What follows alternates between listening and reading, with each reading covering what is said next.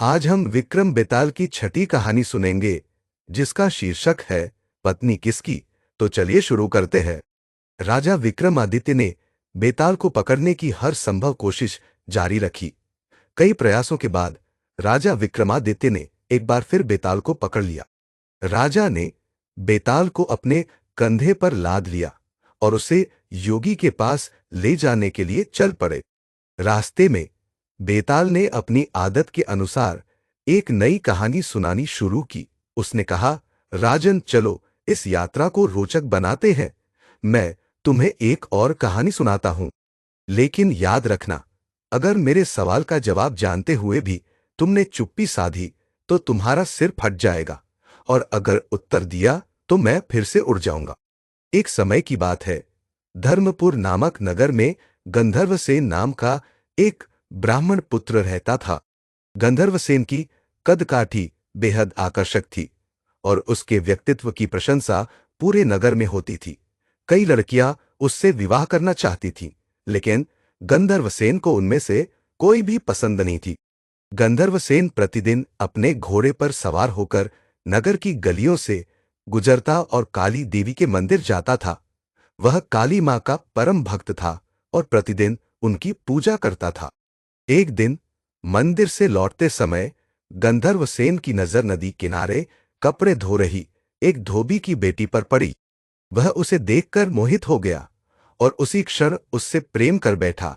गंधर्वसेन दिन रात उस लड़की के बारे में सोचने लगा।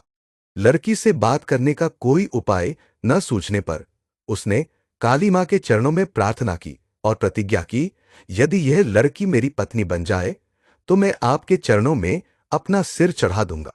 गंधर्वसेन इस प्रेम में इतना डूब गया कि उसने खाना पीना छोड़ दिया। धीरे धीरे उसकी सेहत बिगड़ने लगी। गंधर्वसेन की बिगड़ती हालत देखकर उसका मित्र देवदत्त उससे मिलने आया। अपने मित्र को बिस्तर पर पड़ा देखकर उसने कारण पूछा।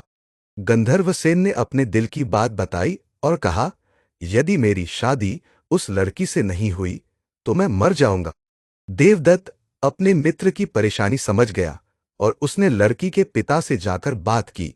उसने गंधर्वसेन की इच्छा जाहिर की और आखिरकार लड़की के पिता ने अपनी बेटी का विवाह गंधर्वसेन से करवा दिया।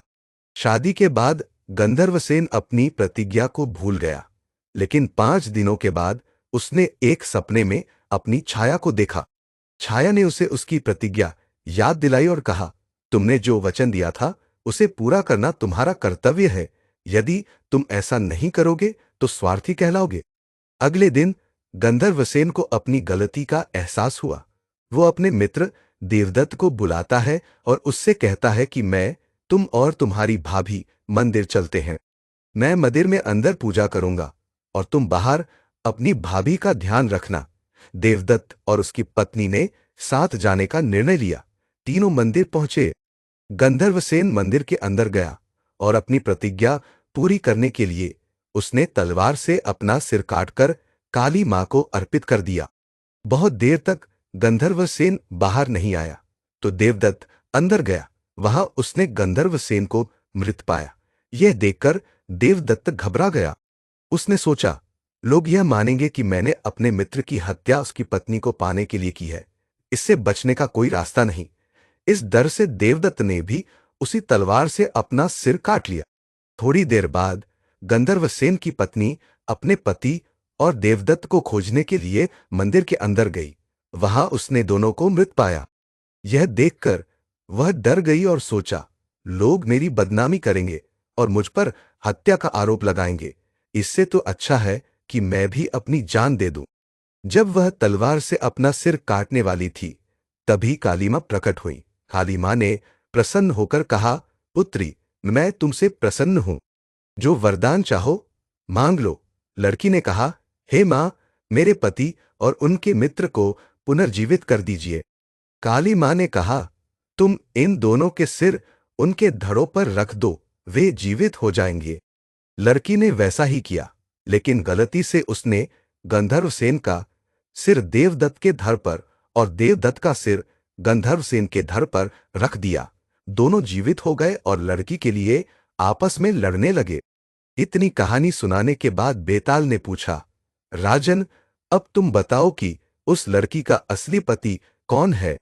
यदि तुमने सही उत्तर नहीं दिया तो तुम्हारा सिर फट जाएगा।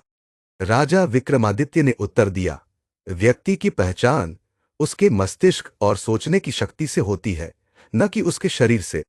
इसलिए गंधर्वसेन का सिर जिस धड़ पर लगा है वही लड़की का पति होगा। उत्तर सुनकर बेताल ने कहा, राजन, तुम्हारा उत्तर सही है, लेकिन तुमने फिर से वचन तोड़ा और बोल पड़े। इसलिए मैं फिर उड़कर पेड़ पर जा रहा हूं। इतना कहकर बेताल उड़कर फिर से घने जंगल में शिंशपा वृक्ष पर जा लटका। तो दोस्तों, इस कहानी से हमें ये सीख मिली कि इंसान की पहचान उसके मस्तिष्क और विचारों से होती है। यह उसकी सोच और निर्णय क्षमता है जो उसे एक अद्वितीय पहचान देती है। इसलिए व्यक्ति को अपने कर्तव्यों और वचनों का पालन करते हुए सही निर्णय लेना चाहिए।